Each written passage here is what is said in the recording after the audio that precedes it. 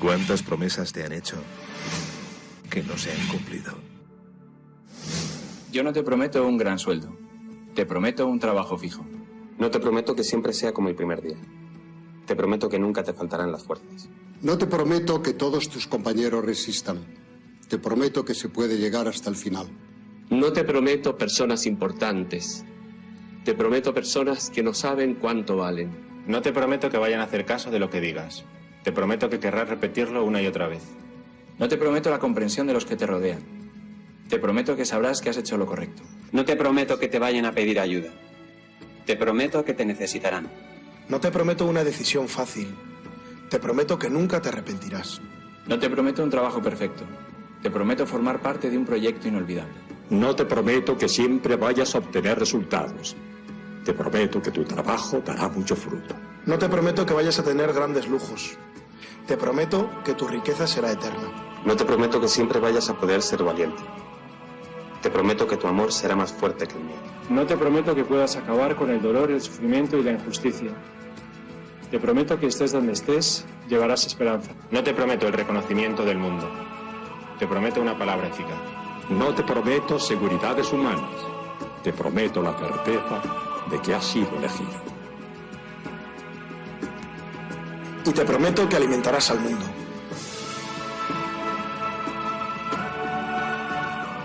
Unirás corazones. Acompañarás a los que sufren. Confirmarás a los que quieren ser fuertes. Experimentarás con ellos la verdadera alegría. Sumergirás a los hombres en la verdad. Y serás sacerdote, testigo de Jesucristo.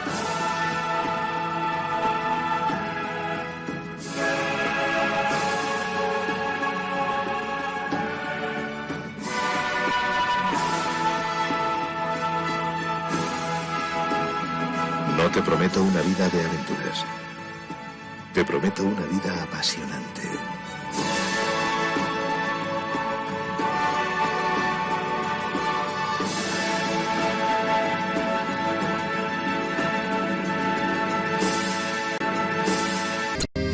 Jesucristo, Señor de la historia, que estuviste, estás y estarás.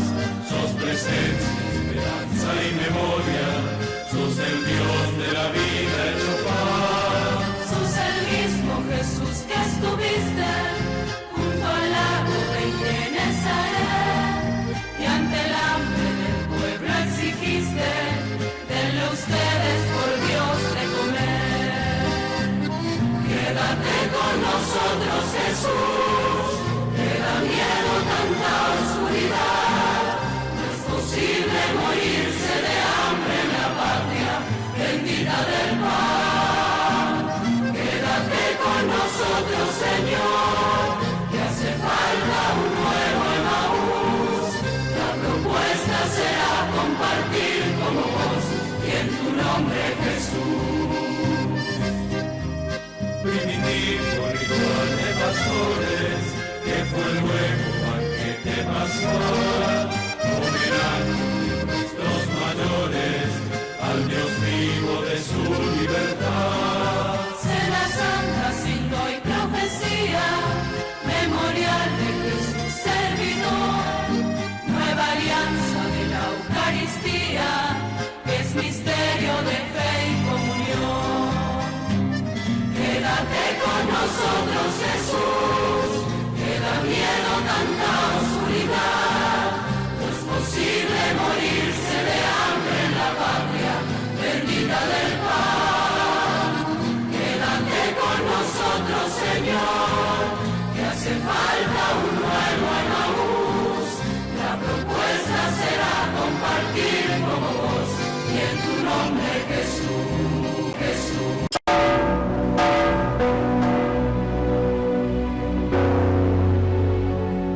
Este mes quiero contarles una historia que es un reflejo de la iglesia de hoy. Es la historia de un testimonio de fe poco conocido. Visitando un campo de refugiados en Lesbos, un hombre me dijo: Padre, yo soy musulmán, mujer era cristiana.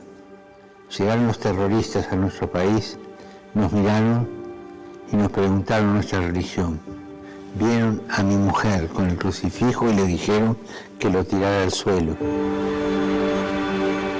Ella no lo hizo y la degollaron delante de mí. Histórico. Y sé que él no tenía rencor. Se centraba en el ejemplo de amor de su mujer.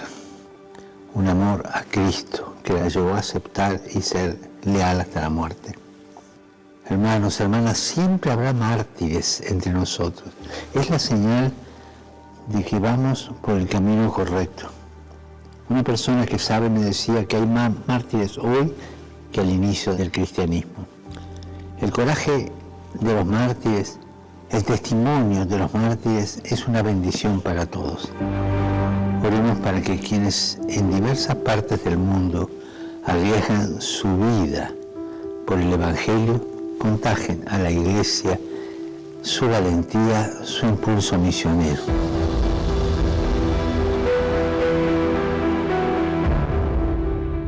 Y abiertos a la gracia del martirio.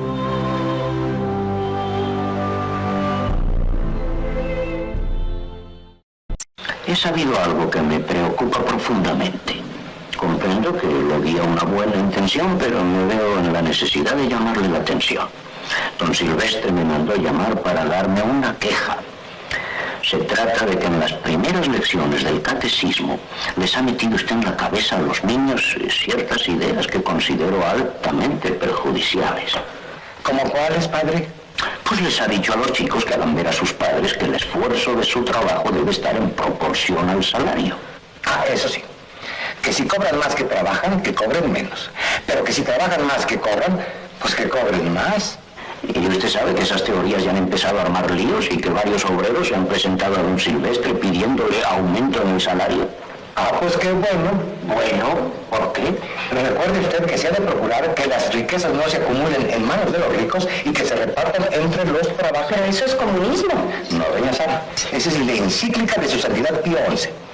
Y su santidad Juan XXIII, en su encíclica, dice que los trabajadores deben ganar lo suficiente para tener un nivel de vida verdaderamente humano que les permita sacar adelante a su familia.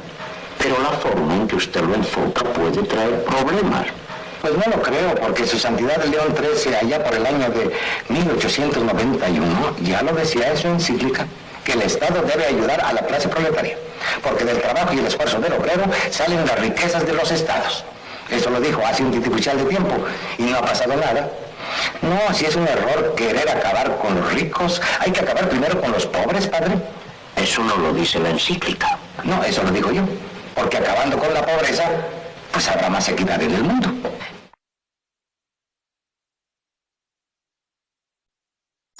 Esto fue escrito en el año 1957. Y si te quedan amigas o amigos con quien todavía podés hablar de política y de sociedad, recordales esto escrito hace tiempo, pero parece que hubiese sido ayer. Al dólar lo suben ellos. De esa manera se devalúa el salario. Una de las formas de disciplinar a los trabajadores que históricamente ha adoptado cierta oligarquía. Los tarifazos los programan ellos, una forma de transferir recursos del bolsillo del pueblo hacia el poder dominante. La fuga la facilitan ellos, una forma de endeudar a millones para que se beneficien unos pocos. La crisis la generaron ellos, porque a través del miedo colonizan el sentido común. El relato y la mentira lo implementan ellos, para que con la complicidad de los medios nadie sepa la verdad. Es hora que te des cuenta que existe un solo camino. O dejamos que sigan decidiendo ellos, o comenzamos a hacer algo por nosotros. No se trata de cambiar de collar, se trata de dejar de ser perro. Lo dijo Arturo Jauretche, allá por 1957. Que tengas un gran día.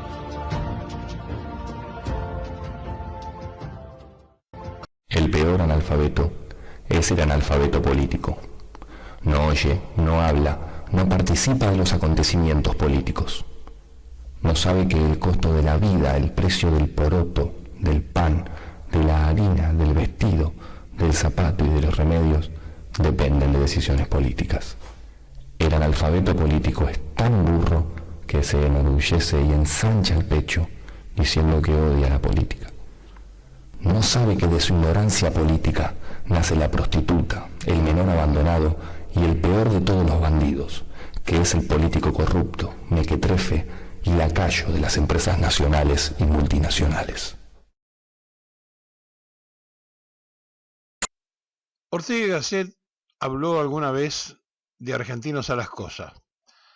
Raúl Escardini Ortiz escribió y explicó que el 17 de octubre era la patria sublevada.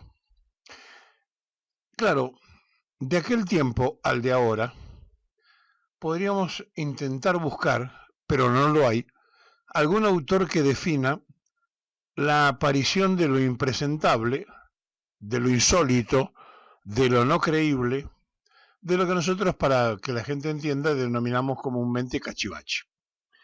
Y entonces nos vamos a encontrar con una caducidad de la dirigencia política que permite que un imaginado outsider, que un imaginario hombre que aparece de la nada, se quede ungido con el poder ciudadano y se siente en el sillón de Rivadavia. Este tránsito que hoy tiene la sociedad argentina se debe a innumerables fracasos previos, a la claudicación dirigencial, pero también a una tremenda comodidad que existió en sectores de la clase dirigente para creer que todo se arreglaba con el mesianismo político, es decir, si no estaba Perón iba a aparecer alguien que lo reemplazara, y de pronto entonces se empezaron a buscar referencias por ese lado. Y así, en el mismo peronismo, aparecieron cosas tan insólitas como el menemismo, el dualdismo, el kirchnerismo, que copiaron el ismo, pero que la diferencia con el peronismo era que Perón había creado una doctrina, un pensamiento, una manera diferente que no era ni de izquierda ni de derecha.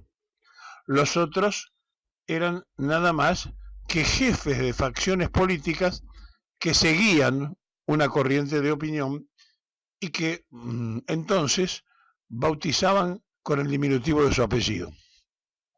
Hay una gran diferencia entre la construcción de un pensamiento ideológico y llevado luego a la práctica política a el caciquismo político, a la jefatura política. Cuando Perón se retiró de este mundo, esa ausencia se empezó a profundizar, se empezó a notar, y lo que ya tenía la clase no peronista del país, que era la ausencia de una referencia seria y cierta, se dio también del otro lado en los peronistas. Ahora, la pregunta es, ¿por qué tenemos siempre que estar esperando que aparezca una persona que nos convoque, que nos conduzca, que nos lleve? Y eso tiene que ver mucho con la comodidad de que otros hagan, y esto tiene que ver mucho con una manera argentina de ser. Nosotros nos quejamos, pero a la hora de concretar la queja, nos diluimos nada más que en la revolución del verbo, la revolución de la palabra, y no de los hechos.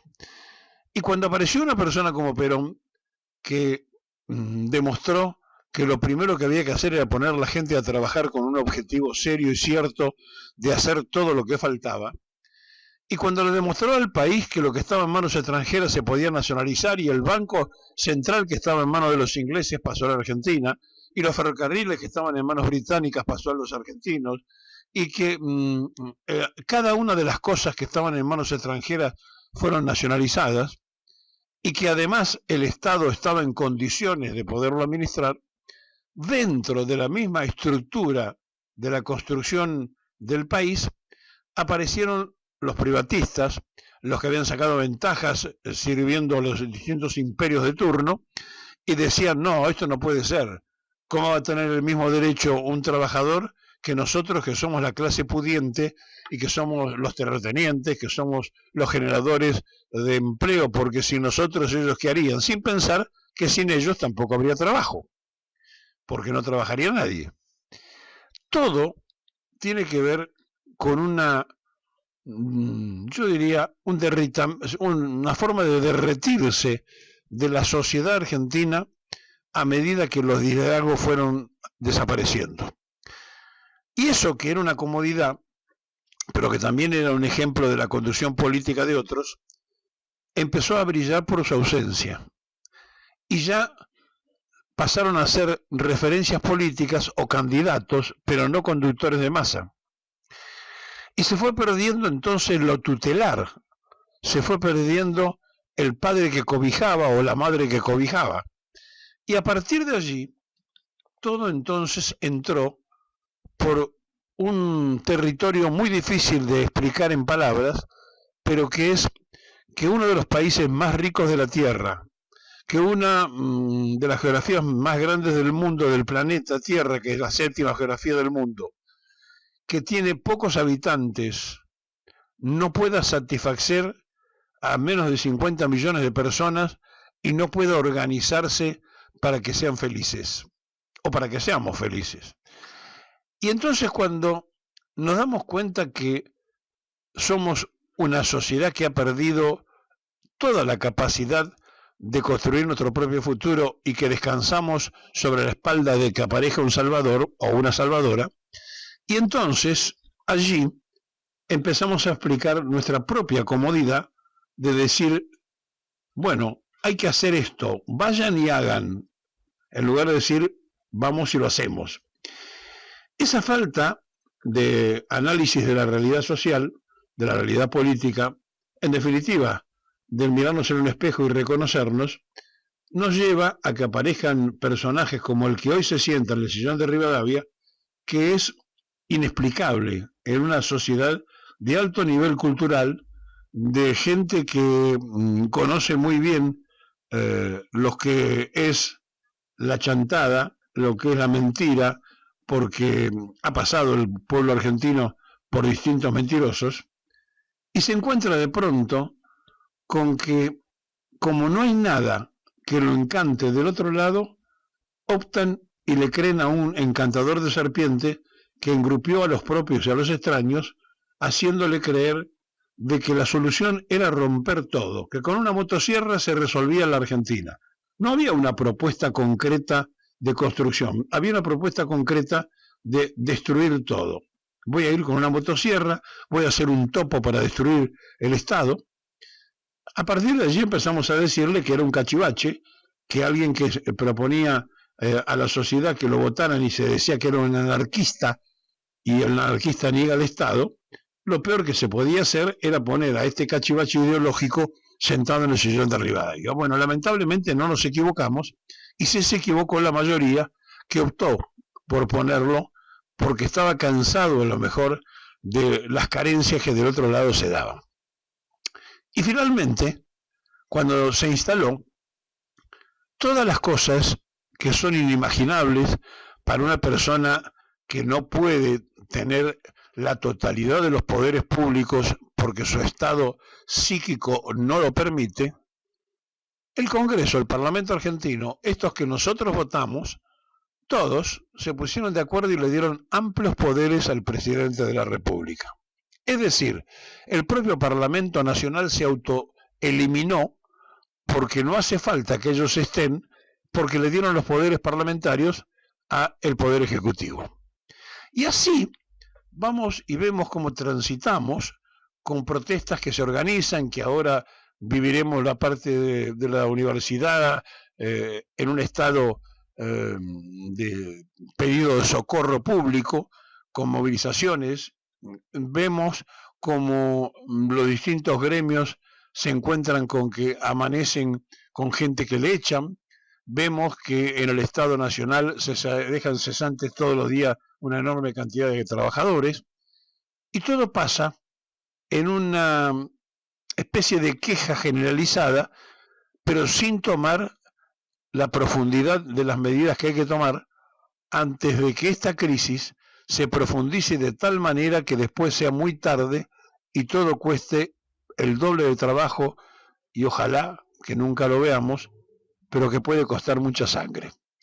Y frente a esto que está pasando, y frente a esto que está ocurriendo, vemos que hay una tremenda tibieza de aquellos que están en la comodidad de estar sentados en un parlamento o aquellos que tienen la posibilidad de integrar un consejo deliberante en un municipio o aquellos que tienen la opción de ser gobernadores o de ser ministros y que no viven ni palpan lo que se está realmente creando como clima bajo una línea de una sociedad que se ha encontrado con que vamos a volver al tiempo de la crisis, cuando en las villas de emergencia había carteles que decía bienvenido clase media. Bueno, esto ya está pasando.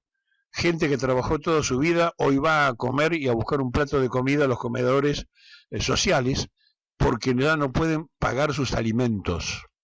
Jubilados que no tienen para pagar sus medicamentos ni para poder pagar las tarifas que horrorosamente aumenta el cachivache y que hace que el agua, la electricidad, el gas, las cosas indispensables para la vida, sean cada día más difíciles de sostener, pero la dieta del jubilado, la jubilación, el retiro, no se modifica y no se aumenta. Al contrario, lo veta. Es decir, se le pide más, pero no se le da nada en cambio. Mientras esto pasa, simultáneamente las cesantías, la caída del trabajo, el cierre de empresa, cerraron 10.000 pymes desde que el cachivache se hizo cargo. 10.000.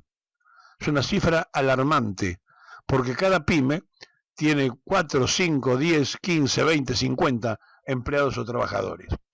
Entonces, cuando uno está frente a esta realidad, lo que se tiene que preguntar no es por qué el cachivache hace lo que le parece, sino por qué la sociedad ha permitido que lleguen determinados funcionarios a ser lo que son, funcionarios.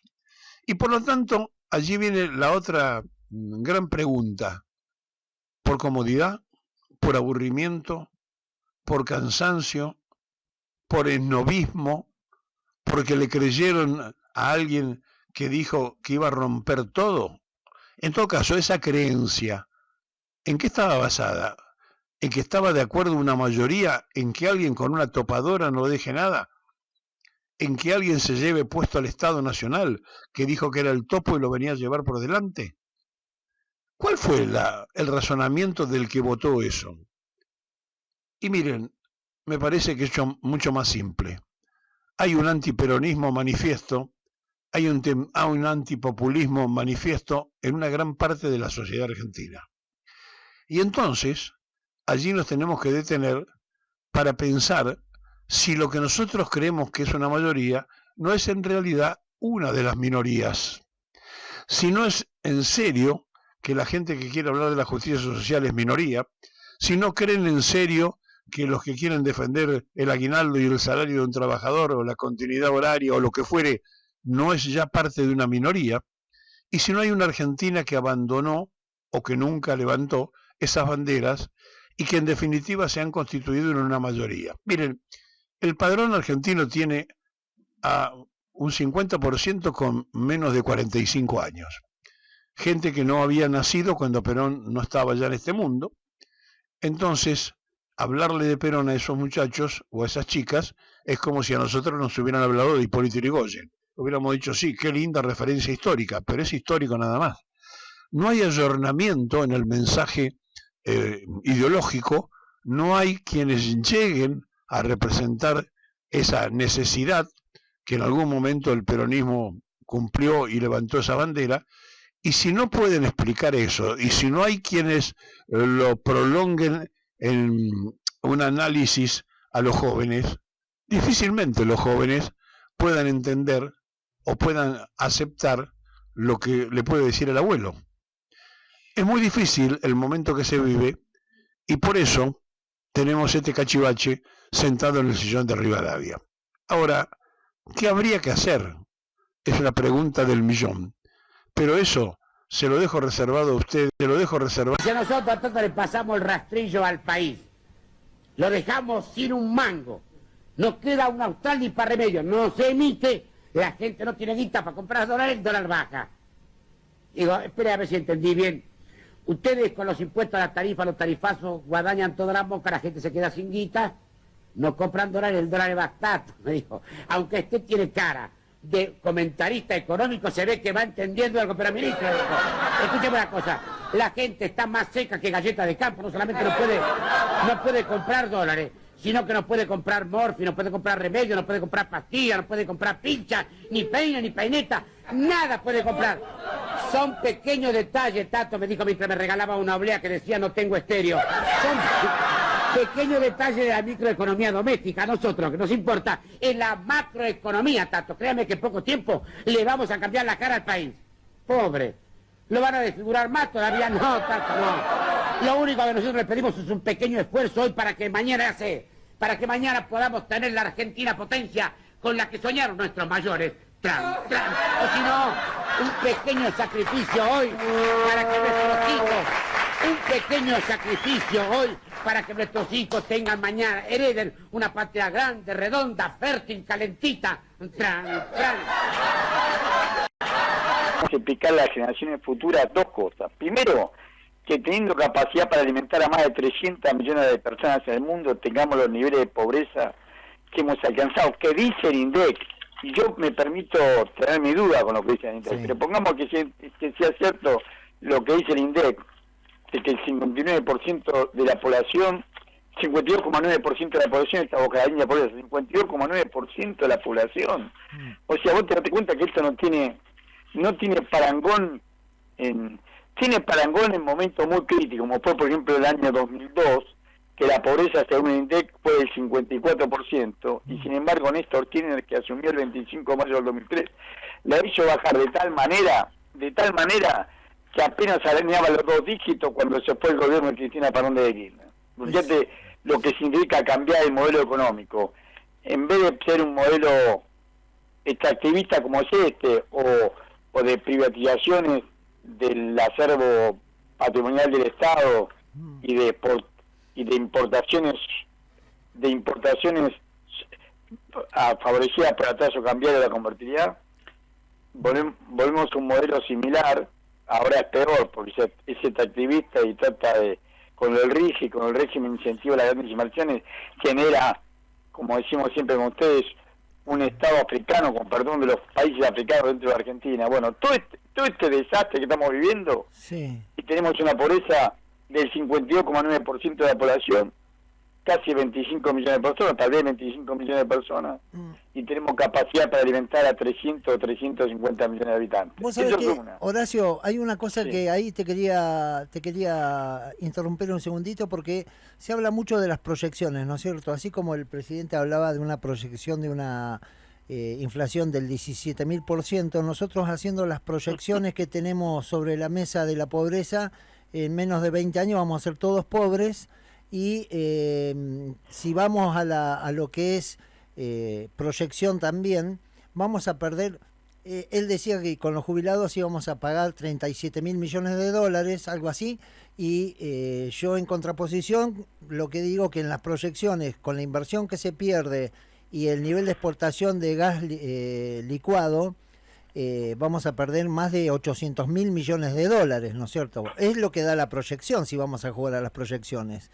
¿Qué nos podés decir vos de esto de las proyecciones y esto de lo que está pasando con Petronas, ¿no? Que se retiró del negocio del gas licuado envasado? Querido Carlos, muchas gracias. Pues es lo mismo, porque el modelo extractivista genera esta pobreza.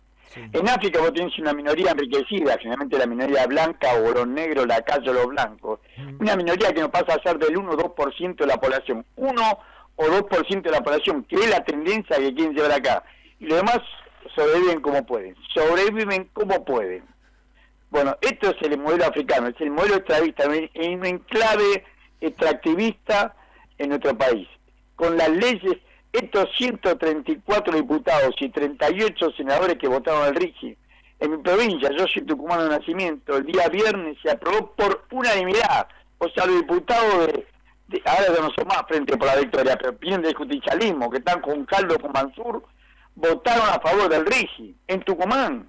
Cuando nosotros no tenemos minerales, pero te acordate que el mineral de Catamarca lo sacaron de Farallón Negro, debajo de la lumbrera, y lo llevan a cielo abierto, en vagones destapados, los llevaban hasta Tafí Viejo, y de ahí recién en Tafí Viejo enfilaban hasta Rosario. Por supuesto nadie sabía ni que se llevaban ahí, todo por declaración jurada. En Rosario, la UTE que administra el puerto Rosario, ¿te acordás que estaba uno de los Nardelli, uno de los nietos de Vicentino, acusado por estafa, el que no murió, porque uno murió, el que no murió era el titular, y el titular de la Bolsa de Comercio de Rosario era el cuñado, el Mono Paduán. Bueno, estos delincuentes, junto con Glencore, que es una empresa donde tiene participación BlackRock y que es el que tenía el 50% de la explotación de bajo la hombrera, contaminaron agua, tierra, todo, el aire y todo, y sin embargo en Tucumán, que no tenemos minerales, a prueba del rígido, o sea, para que haga lo mismo. Claro. Recordad que el ferrocarril generalmente tiene terminal en Tucumán. Sí. Y ellos necesitan llevar al puerto de Rosario, al puerto de Buenos Aires, el Mitre, de toda la zona del norte argentino, del noroeste argentino, va por ese tren. O sea que ahí tenemos un punto clave de dependencia y de cobardía. Todos estos diputados, estos senadores y los diputados provinciales o legisladores provinciales, a todos les cabe el artículo 29 de la Constitución Nacional. Infames traidores a la patria, porque no es el negocio de ellos. Ese petróleo, o el oro, o el litio, le pertenecen a generaciones y generaciones argentinos, y lo están dilapidando en este modelo extractivista. Y lo Entonces, de, el modelo extractivista único que va a llevar riqueza a la mayoría y pobreza a la mayoría de la población. Lo estamos viendo en vivo e indirecto hoy. Y como dijiste bien vos, Carlos, en tus proyecciones, esto va para peor. Esto recién empieza. Continúa este modelo, vamos para peor. La gallina de los huevos de oro de la Argentina es su mercado interno. ¿A quién le habían dejado 54% de pobreza cuando se unió el 25 de mayo del 2003? Y cuando se fue Cristina Fernández de Kirchner, la pobreza rondaba el 16-17%. Según el IPEC, yo no pongo nada ahí. O sea, vos te das cuenta, cuando vos dependés del mercado interno, Kirchner decía que ponerle plata de bolsillo a la gente, y la gente consume, y eso pone en rueda la economía argentina. La economía argentina tiene que crecer mirando para adentro, no siendo un mero proveedor de materia prima, en este caso de insumos energéticos, para los países desarrollados como quiere Mark Stanley. Y acá quiero contarte lo siguiente, que vuelva, por favor, que reafirmamos lo que contamos otra vez. Se reúnen en Houston, en Texas, en el Instituto Baker, que pertenece a la Universidad Rice, pero es el instituto donde tiene mayor información de hidrocarburos del planeta, y ahí se reúnen Gustavo Merella, que es el gobernador de la provincia de Tierra del Fuego, Antártida, Islas del Atlántico Sur, el gobernador de Neuquén, el gobernador de Río Negro, y por supuesto los dos muñequitos de torta que tienen siempre, Sergio Massa y Rodríguez Larreta, con el embajador Mark Stanley. ¿A qué se reunieron? ¿Qué acordaron? Y Mark Stanley dijo lo que hace este gobierno: la Argentina tiene lo que el mundo necesita, que la traducción es lo que nosotros vamos a vender, ganando nosotros, y una minoría parásita y rentista que va a ser nuestra socia menor. Es doloroso, y también es que llama mucho la atención, más que todo en las conductas, ¿no es cierto? Una de las conductas que llevó adelante la administración de YPF hoy es haber querido sacar a Bahía Blanca como cabecera para la producción de GNL, y la otra es que, bueno, el gobernador de Salta en este momento está en Londres en una reunión relacionada a minerales, ¿no es cierto? ¿Qué nos podés decir? Pero seguro, son dos caras de la misma moneda. En primer lugar, a Petronas se mostró de conforme con que le hayan cambiado el lugar, pero no porque le hayan cambiado el lugar, sino porque una cosa es el puerto de Bahía Blanca, que ya tenía condiciones para hacer la exportación, y otra cosa era tratar de conformar en un puerto de aguas profundas el puerto de Punta Colorada, que es un páramo, es un puerto que debe ser constituido en su totalidad, no tiene infraestructura hoy. Había que hacer una inversión de por lo menos $2.000 millones y que iba a llevar su tiempo, porque no se hace un puerto de un día para otro.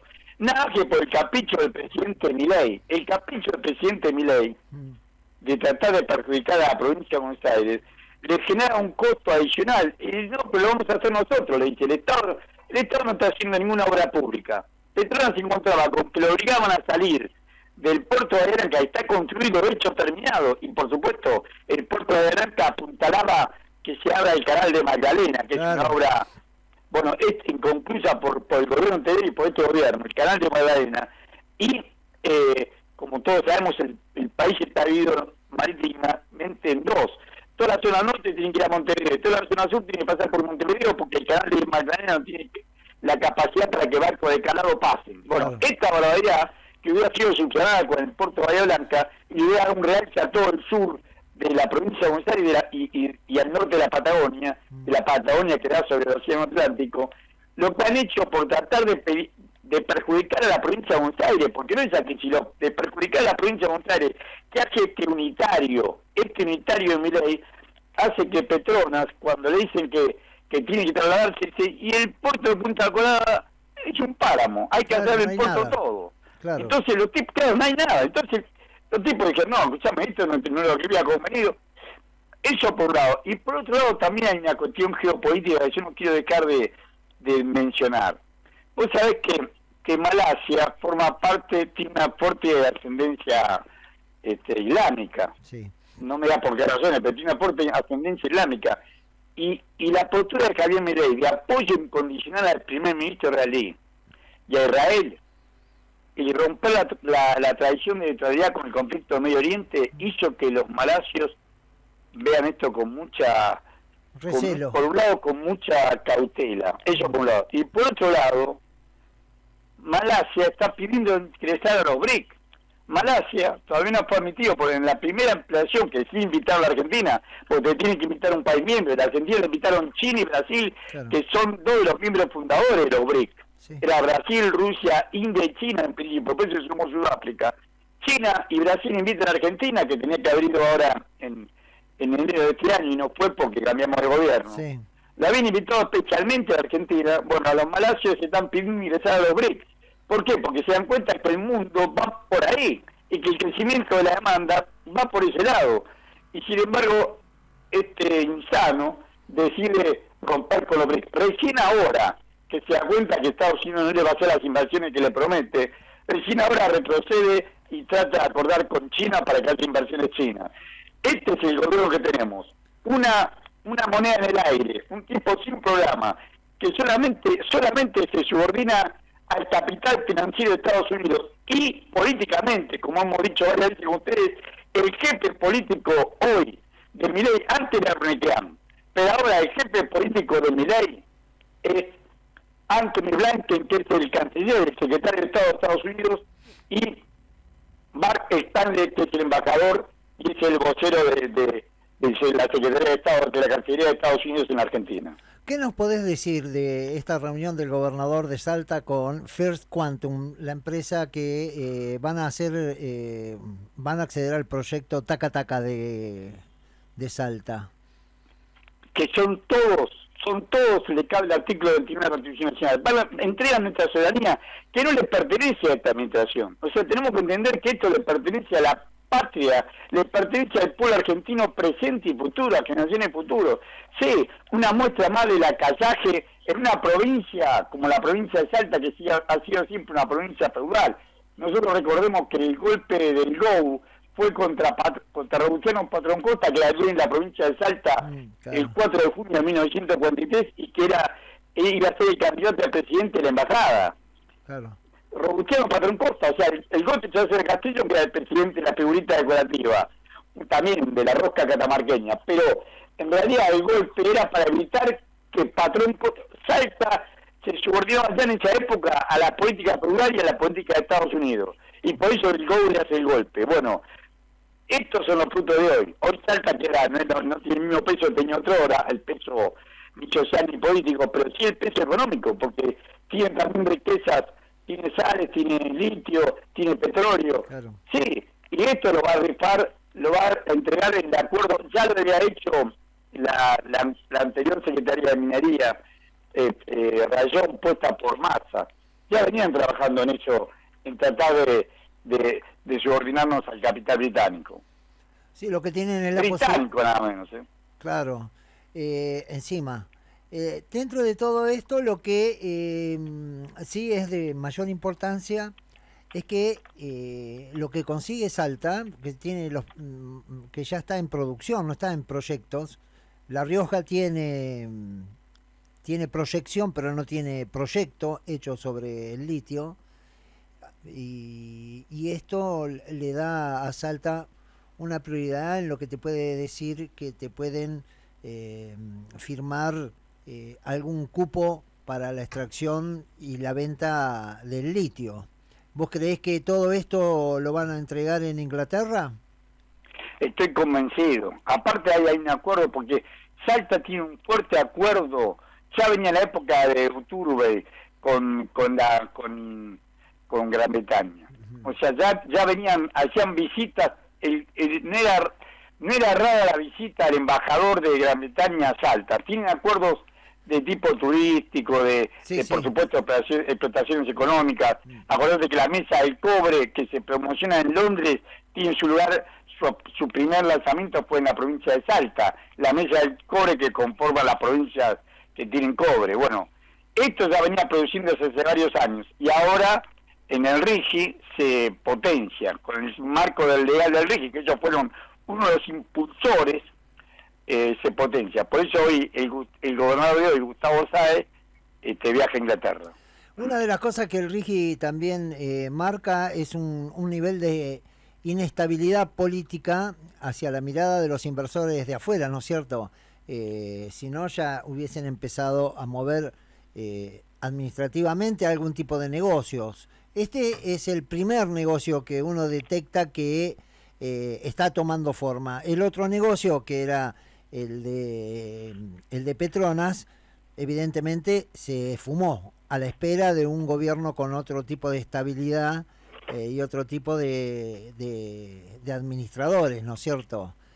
¿Crees que va a prosperar el RIGI con esta administración actual? Yo quisiera que no, pero dado que la población no toma conciencia del drama que estamos viviendo, la población embrutecida, son pocos los medios valientes como ustedes que buscan la verdad. Si vos te pones a pensar que los principales tomadores de obligaciones negociables en dólares, o sea, deuda en dólares, y son los primeros que no quieren que se devalúen, son Clarín y La Nación. Tomaron otros, Aluar, Compañía General de Combustible, Visto y Gas, pero los principales colocadores de deuda en dólares. O sea que los tipos están jugando. ¿Y por qué juegan a que no se devalúa? Porque vos sabés que por la ley de la oferta y la demanda, si bien si hacemos un modelo extractivista, eso en economía se llama una enfermedad holandesa. Porque vos tenés una economía global, una minoría que funciona con dólar y funciona bien, porque con ese dólar tienen los costos, tienen la tasa de ganancia, entonces eso está perfecto. Y el resto de la población que vivimos sin trabajo, no generan trabajo. Claro. Siempre el atraso del tipo de cambio genera falta de trabajo porque solamente funciona lo que es competitivo para ellos. Y lo competitivo ni siquiera el campo, mira lo que te digo, ni siquiera el campo, la soja. Es cierto que llora mucho, no se le puede creer, pero según puedo decir el medio que lo dice, no le hago propaganda al medio que lo dice. Meta nomás. Sí.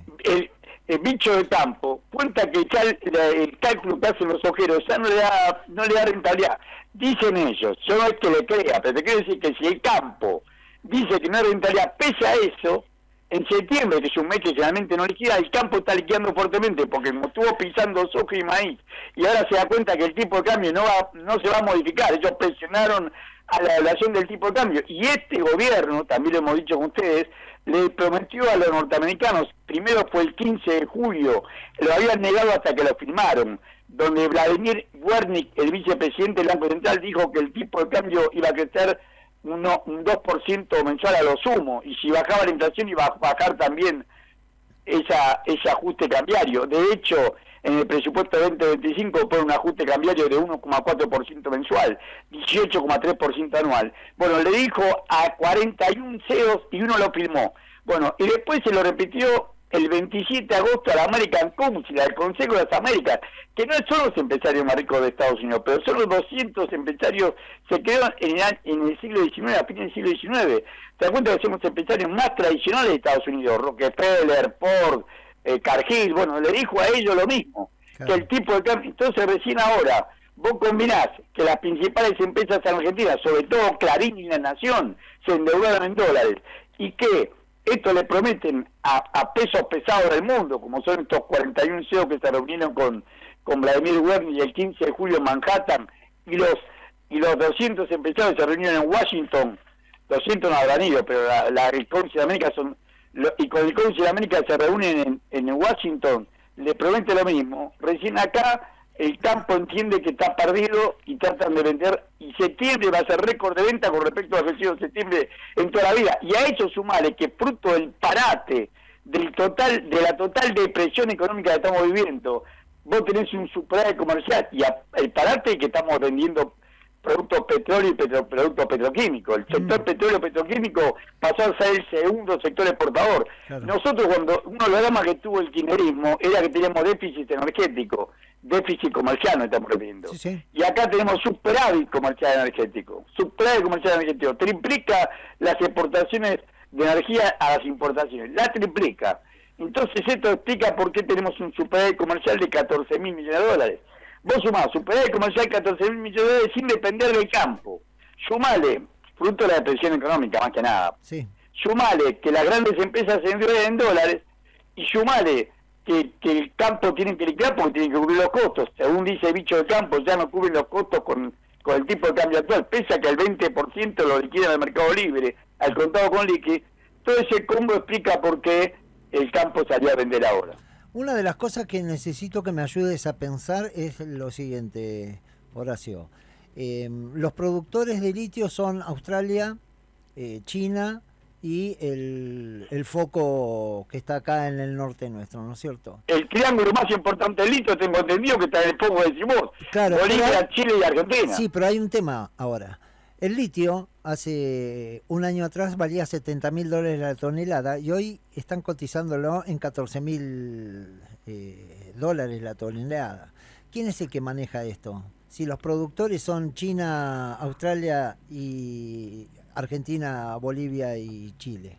¿De dónde nos están manejando ese número? Y lo otro que también necesito entender es por qué tanta diferencia entre lo que es la sociedad brasilera, que no le interesa el dólar, no entiende cómo en Argentina se manejan en dólares, y ellos lo rechazan socialmente al dólar. ¿Puedo empezar por la primera? Sí, por favor. El litio, mirá, en el litio ellos se habían preparado. Acordate que acá vos tenías una empresa de origen australiano, Alchem, y la empresa norteamericana Liven, y se unieron las dos. Sí. Cuando uno ve quiénes son y se fusionaron en octubre del año pasado, se llaman NUPCO. En octubre de 2023 se unieron las dos, Alchem y Liven, que son las dos más grandes productoras de litio de la Argentina, y produjeron y se llaman NUPCO. Los cuatro principales accionistas de NUPCO son BlackRock, Vanguard, el JP Morgan y HSBC. Cuando ves quiénes son los principales, los accionistas, no los principales, los accionistas de JP Morgan y HSBC, aparecen de vuelta BlackRock y Vanguard. O sea, es cierto que ellos han concentrado mucho y esperan otra cosa. ¿Por qué se deprime? Porque China empieza a sustituir el litio por otro tipo de energía. Ya lo había advertido un economista chino que vino de Argentina el año pasado. Miren que el litio no va a ser, va a haber otras fuentes energéticas que van a pasar al litio y con menor costo. Bueno, esta fuente energética que está utilizando China le está reemplazando la demanda de litio, pero el principal, lo que dicen los expertos en el tema, que la principal base de producción de litio potencial, no explotada, pero potencial, es los salares de Bolivia, de Argentina y de Chile. Sí, claro. Sí, esto puede pasar. Apareció como un boom y ese boom no fue tanto, pero igualmente, si sea o no sea boom, está totalmente tranquilizada y en manos de grandes empresas. El que habrá perdido plata habrá sido Manzano, que habrá convencido al capital norteamericano que iba a invertir acá, comprar un territorio acá, y como decís vos, la baja del precio lo ha sorprendido mal. Eso por un lado. Con respecto a Brasil, mira, es claro, los países que tienen fuertes reservas internacionales no piensan en el dólar. Brasil siempre tuvo una política de fuertes reservas internacionales. O sea, vos, ¿cuál es el tema argentino? El tema argentino es que nosotros nunca juntamos reservas, ni aún en los momentos de prosperidad. En el momento de prosperidad nosotros teníamos una deuda con el Fondo Monetario Internacional, e hizo muy bien, porque patrióticamente nos independizó del Fondo Monetario Internacional. Le hemos hablado con ustedes muchas veces, Kirchner con una paciencia de orfebre, con una paciencia fue después juntando el superávit comercial, que no era como era ahora, porque todavía el azúcar no había pegado el vuelo que había pegado, y tampoco menos que teníamos déficit energético, estamos diciendo que tenemos déficit energético. Esperó pacientemente juntar 9.350 millones de dólares, asumió el 25 de mayo del 2003, y en acuerdo con Brasil hizo en diciembre del 2005, nosotros en enero del 2006 nos sacamos al Fondo Monetario Internacional encima. Y después no tuvimos posibilidad, porque vino la crisis del 2008, el 2009, no tuvimos posibilidad de acumular reserva. Pero los gobiernos que vinieron después, al revés, dilapidaron la reserva, no se endeudaron, y después para pagar esa deuda hay que pagar esa reserva. Nos endeudó Macri, no investigó la deuda Alberto Fernández como había prometido, y encima nos endeuda Milei. Bueno, sos un país frágil y débil, por eso el dólar sustituye nuestra moneda. Nadie cree en la moneda argentina. Claro. La fuerza de la moneda la da el Estado se queda la fuerza de la moneda. Y si vos tenés un presidente que se considera un topo y que está en contra del Estado, está para destruirlo, ¿quién va a confiar en nuestra moneda? Por supuesto, confían en el dólar. La única moneda que referencia tienen es el dólar. En Brasil eso no pasa. No tiene un presidente que dice que es un topo para destruir el Estado. Ni aun los más liberales, ni aun los más reaccionarios, ni Bolsonaro, porque Bolsonaro es nacionalista, pero defiende los intereses de Brasil. Este no es nada. Vos fíjate lo que está haciendo con los ingleses de Malvinas, fíjate lo que está haciendo con todo nuestro patrimonio nacional, con todos nuestros recursos naturales. Este es un vendepatria. Este presidente le cabe el artículo 29 de la Constitución Nacional y había que hacerle juicio político por insanía y por crueldad manifiesta. Pero no prosperan. Hay presentaciones judiciales. A mí me consta, el primero que presenta es un abogado de La Plata, que ustedes deben conocer, que se llama Ramón Torres Molina. Fue el primero que hizo la presentación de juicio político por insanía a Javier Milei. Después presentó el gobernador Ricardo Quintela. Pero bueno, no prospera, porque no tiene apoyo suficiente. Horacio, lamentablemente estamos llegando al final de la columna, tenemos todavía una columna más para hacer en unos minutos, pero sabemos que vos sos docente de la UBA, sabemos que mañana es la gran marcha federal universitaria y no queríamos despedirte sin dejarte un minuto justamente para que convoques y para que cuentes un poquito cuál es tu opinión al respecto. Para que sepas otra cosa, Horacio, acá en La Plata hoy se va a hacer una movilización a partir de las 4 de la tarde, se van a juntar los trabajadores en apoyo a la universidad y van a confluir a las 5:15, 5:30 frente al rectorado de la Universidad de La Plata y la manifestación va a terminar a las 6 de la tarde en 7:50. Está perfecto. Mirá, toda la situación es desesperante de todos los empleados públicos y sobre todo los jubilados. Todo lo que dependemos del Estado hemos sido marginados. En el caso de la universidad no se cumplió con lo prometido. Nosotros recibimos, es cierto que antes de irse el gobierno anterior nos dio un fuerte aumento en diciembre. Una cosa que hay que reconocerle, más habrá sido lo que sea, pero nos dio un aumento en diciembre. Pero con ese aumento tenemos que transitar hasta marzo, que recién, acordémonos que en diciembre la inflación fue 25,5%, claro. En enero 20%, bueno, recién en marzo nos dieron un 15% de aumento, y la idea era que tenían que darnos de vuelta en junio, no nos dieron nada. No, el acuerdo había sido, en realidad dicen que no había ningún acuerdo, sino estaba hablado de palabra, porque ellos tienen como secretario de Educación al que es hijo del Gallego Álvarez. El Gallego está pateando la tumba, el Gallego Álvarez es un famoso dirigente de Guardia de Hierro. Igual que no te escuché. De Guardia de Hierro. De Guardia de Hierro. Bueno, el hijo, que es un hijo de... y él dijo, no, pero no había nada firmado. Claro, pero vos, entre personas mayores, vos te confiás en que esto va a pasar así. La ropa no habrá firmado. Claro. Era un preacuerdo, no era un acuerdo. Bueno, no se firmó el acuerdo, no nos dieron nada. Y en agosto recién nos ofrecieron primero 3% y después 4%. No aceptamos. Y después la universidad hizo un estudio donde muestra, mirá lo que te voy a decir, el 60% de los docentes estamos bajo la línea de pobreza. Me conta porque en mi caso. Cobramos por debajo de la línea de pobreza. Acordate que la línea de pobreza de julio, porque ni siquiera tenemos la de agosto, no de agosto, es 930.000 pesos. Y nosotros no cobramos esa suma. Yo tengo 2 cátedras en la Universidad de Buenos Aires y no junto ni siquiera la mitad de esa suma. No junto la mitad de esa suma. Bueno, pero lo que te quiero decir, y lo mismo pasa con los no docentes. O sea, se nos ha caído muy fuerte el poder adquisitivo del salario y a su vez no es plata para investigación, no es plata para nada, ni siquiera para las mínimas tareas de mantenimiento de la facultad. La facultad se puede venir abajo, que no hay un peso.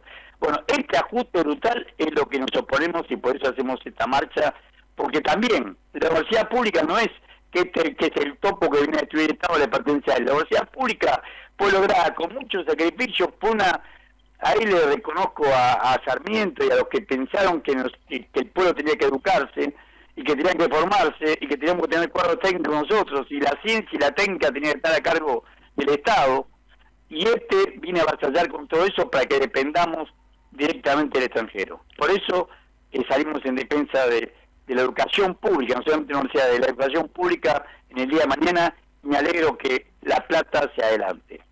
Bárbara. Horacio, te mandamos un gran abrazo y fuerza para mañana. Ahí está. A ver, ¿podemos hacerlo un poco más calmado o no vamos? ¿Cómo que no? Bueno. Quiero hablarle al 57%, a los cara dura, 50 años tengo, a los cara dura que durante 20 años, a los de mi edad, digo, que se hacen los antiestados ahora, tuvieron luz subsidiada, gas subsidiado, agua subsidiado, combustible subsidiado, caraduras y cerraron el orto. Y ahora se hacen los antiestados y en ese momento pusieron aires acondicionados hasta en los baños, caraduras. Y lo que podían hacer era renunciar. Y a los otros que les quiero hablar, a los pendejos de 30 para abajo, que yo los llamo los lelos de la patria, que choriquean con que se quieren ir del país. ¿Dónde están, boludo? ¿En Afganistán están? Marica, ¿qué nos mandaron? ¿Una trinchera como en el 82, pendejos del orto? Que a los 18, 20 años estaban peleando Malvinas o manga de maricones que se van del país, se van a Europa. Pero ¿sabés hace qué se van a Europa? Se van con la de los papis. Y los primeros 3 meses están de vacaciones. Calmate. Estos pibes le vendieron la palabra libertad como si fuera un alfajor Jorgito.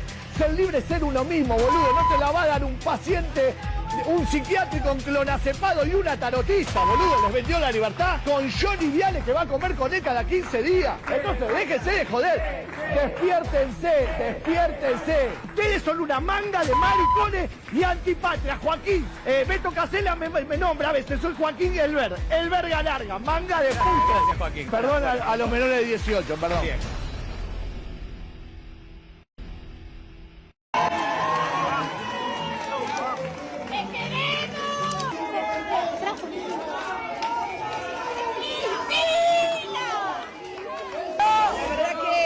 La verdad que quiero decirles que me están haciendo llorar un poquito.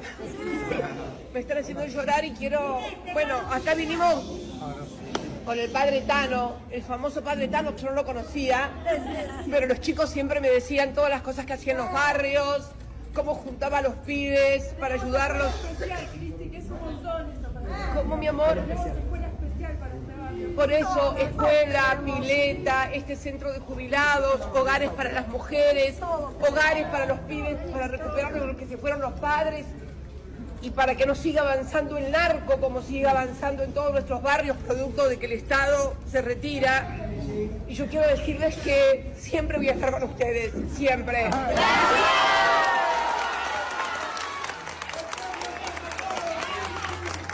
Recién vengo del otro extremo de la vida, los pibes. Nosotros estamos en este extremo ya. Bueno. No tanto. Vengo de los pibitos en la pileta, che. Vengo de los pibitos en la pileta que estaban haciendo, bueno, aprendiendo a nadar, disfrutando del agua, de la pileta, como cualquier chico tiene derecho. Y acá estamos con los que, como yo, ya estamos en la segunda mitad de la vida, ¿sí? ¿Ahí te gustó más? Ah, bien, te gustó más. Estamos en la segunda mitad de la vida, pero con mucho para ofrecer a todos y a todas. Así que, nada, yo les pido que sigan trabajando y organizándose, porque es fundamental que el pueblo, que la sociedad se organice en torno a la iglesia, en torno al club, en torno a la cooperativa de la escuela, en torno a que no nos ignoremos los unos con los otros y que entendamos que la única fuerza que tenemos está en lo colectivo. En lo individual no se va a salvar absolutamente nadie. Y que Dios, estoy absolutamente convencida, Dios finalmente va a terminar ayudando al pueblo argentino. Muchas gracias.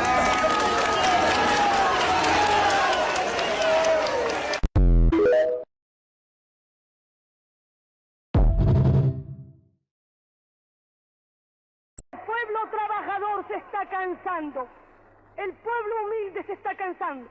Basta de bravatas y de amenazas. No vaya a ser que nos enojamos y nos tomemos la justicia por nuestras propias manos. Entonces ya será tarde para lamentaciones. Entonces van a conocer lo que es un pueblo de paz y de concordia a lo que es un pueblo que lucha con una mística y un ideal como sea Perón, que es la causa del pueblo.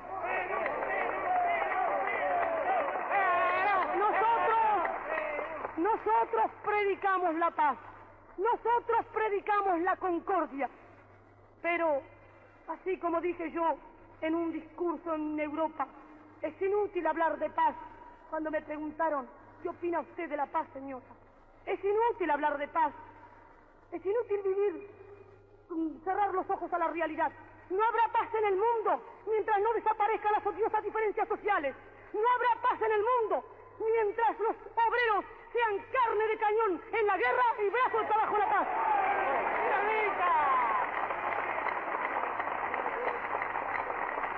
Y no habrá paz en la República Argentina mientras déspotas, antipatriotas y canallas politicastros vendidos por 4 chauchas al extranjero quieren asesinar al líder de los trabajadores.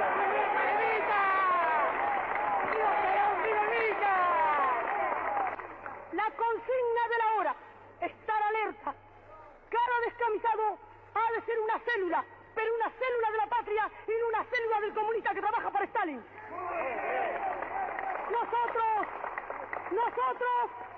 Nosotros no tenemos más banderas que la bandera azul y blanca. Nosotros no cantamos más himno que el nuestro y nosotros no victoriamos más general que el general Perón porque no necesitamos a nadie más victoriarlo. Pero no debemos ir a la lucha de masa en este momento hasta que no se dé la orden. Pero cada descamisado, cualquiera que hable mal de Perón, debe romperle un botellazo en la cabeza si es necesario. Pueblo que escucha, únete a la lucha. Pueblo que escucha, únete a la lucha. Pueblo que escucha, únete a la lucha. Pueblo que escucha, únete a la lucha. Pueblo que escucha, únete a la lucha. Pueblo que escucha, únete a la lucha. Pueblo que escucha, únete a la lucha. Pueblo unido, nunca vencido. Pueblo unido, nunca vencido. Y luche, luche, luche, no deje de luchar. Y luche, luche, luche, no deje de luchar. Por un canto de obrero, obrero y popular. Y luche, luche, luche, no deje de luchar. Pobre el pobre que no luche. Siempre callado nomás. Le han de robar su guitarra. Nunca más ha de cantar. Y luche, luche, luche, no deje de luchar. Y luche, luche, luche, no deje de luchar. Por un canto de obrero, obrero impopular. Y luche, luche, luche, no deje de luchar. Pueblo que escucha, ¿qué cosas tiene mi pueblo que no las puedo callar? Cualquiera viene y le ofende y él calladito nomás. Pero guarda al que trampea, pero guarda al que le miente, porque mi pueblo no es tonto, porque mi pueblo es valiente, porque mi pueblo algún día cuando la sangre reviente habrá de salir cantando con un fusil en la frente. Y entonces no habrá más niños durmiendo bajo los puentes, ni obreros, ni campesinos, siempre apretando los dientes, porque mi pueblo es de machos y nadie me lo desmiente.